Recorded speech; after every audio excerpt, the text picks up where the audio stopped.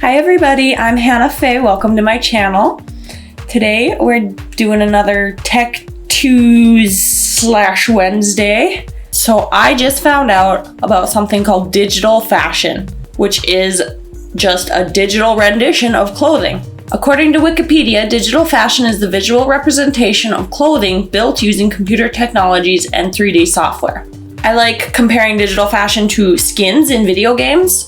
Just like in games, the consumer will pay the creator to wear the skin in a virtual environment, but not in the real world. Why would we use digital fashion? Like, is it just a gimmick? What's the point of it? Digital fashion aims to solve some of the issues that fast fashion has created. If you don't know, fast fashion is basically these clothing lines that put out a ton of really cheap clothing really fast. The styles are changing constantly to keep up with the trends, and these clothing are produced in just huge quantities really fast. And this causes problems.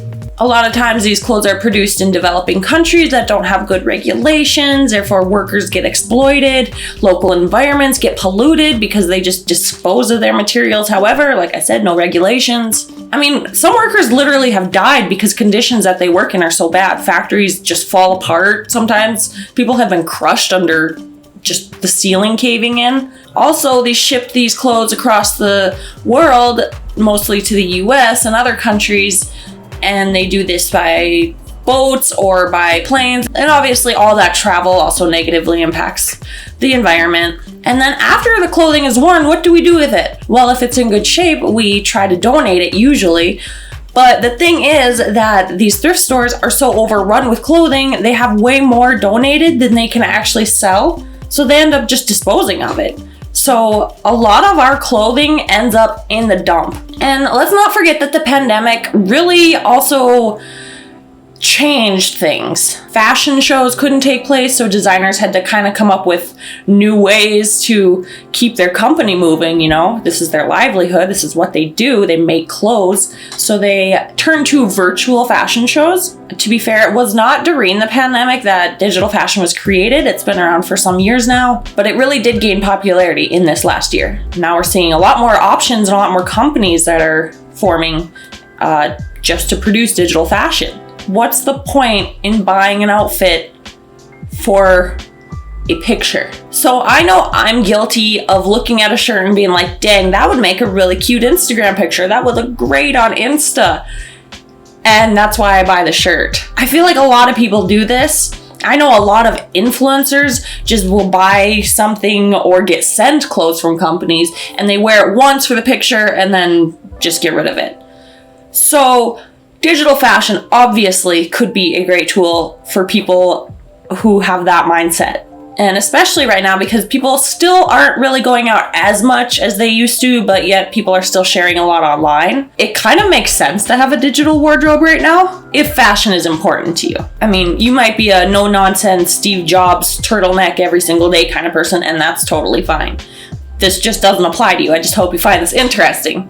I want to show you guys a couple websites, like just some examples of what digital clothing is. Okay, here's a company called the Fabricant.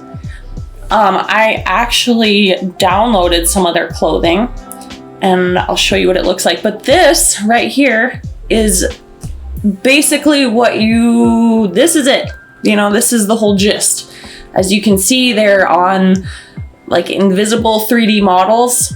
And that's basically how it works. They make this 3D outfit and then you send them your image and they apply it to your image. Let's see, I also found Dress X. You might recognize these people, but these are digital clothing. See, you can see right here, this is their real outfit. None of these clothing are real.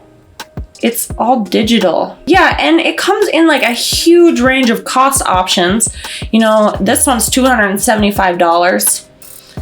Crazy. But then there's other ones, you know, you can get whole looks for like $35. Look, this is cute.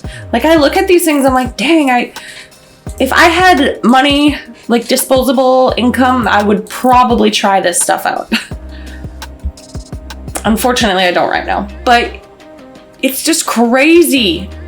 I mean, you can still kind of tell that it isn't real. There's something about it when you look at it, you're like, that looks it looks cool, but it's a little weird, you know, because you just know. Your brain just knows. I mean, it's the most sustainable thing ever. I think it's cool because you could try looks that you would never wear in real life. I mean, why would you wear this? I don't know, just because it looks cool. It's a lot easier to just get this outfit put onto a photo versus getting dressed in this outfit. I am curious to see if it's going to make cosplay a little bit different, because think of the limitations that we have right now with cosplay. Sure, we can make a lot of the props and stuff out of materials, but I mean, this could make some cosplays look so realistic, and I really hope that we're able to do that at some point in time in the near future. One thing I noticed is all these websites that I found, they don't put digital clothing on videos. All I've seen is they can only apply it to photos. At least that's all they offer, maybe because they can't do it very well to videos. I'm sure that's coming in time. So I downloaded a 3D software program. On the Fabricant.com, there were a couple free drops, including this 3D avatar model, and then also we have a jacket here. And I attempted to put the jacket onto the model, but it was very hard to line it up properly. But you kind of get the gist of what's going on here. Let me know in the comments if you would ever try wearing digital clothing. Thank you so much for watching, and I will see you next time. Bye!